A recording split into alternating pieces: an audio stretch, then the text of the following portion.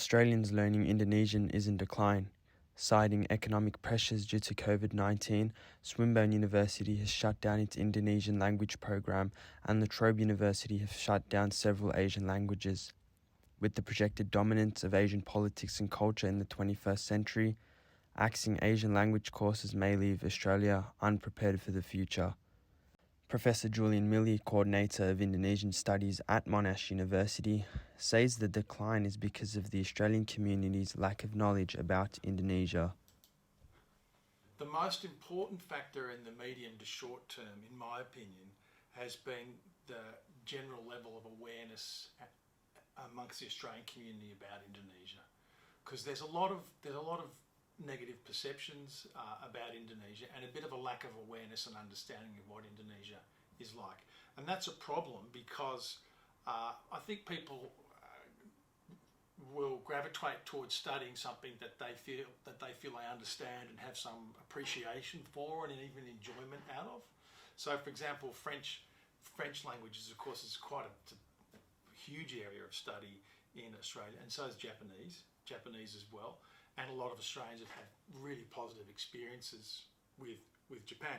Whereas Indonesia, we've had a number, the sequence of bad news that arrives in Australia about Indonesia, I think has had a lot to do with contributing to a lack of awareness, a bit of a mistrust, and that I think filters into to study.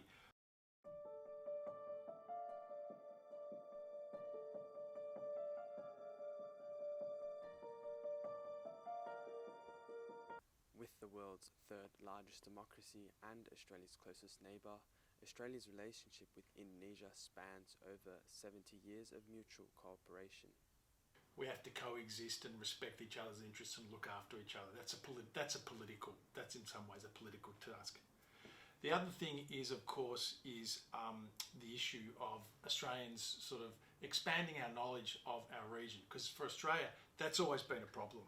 We've always been, well, at least since colonisation, we've always looked to Europe for our kind of, for a lot of our orientations, looks to Europe. And a problem we've had has always been fitting in on the terms of our own environment. It's a really difficult, historical and cultural challenge. So Australia-Indonesia relationship, I think, is really important in that regard.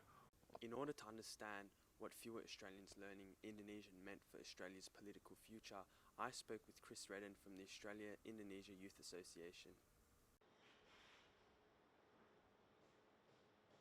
We're going to have Australia as a society, as a country finding its place in internationally is going to have less of an understanding about their closest neighbours, which is a bit strange given the current situation with, I'm talking from an international relations point of view, that, for example, with the pandemic, the growing influence of China, these are all Indonesia shares the same concerns with Australia,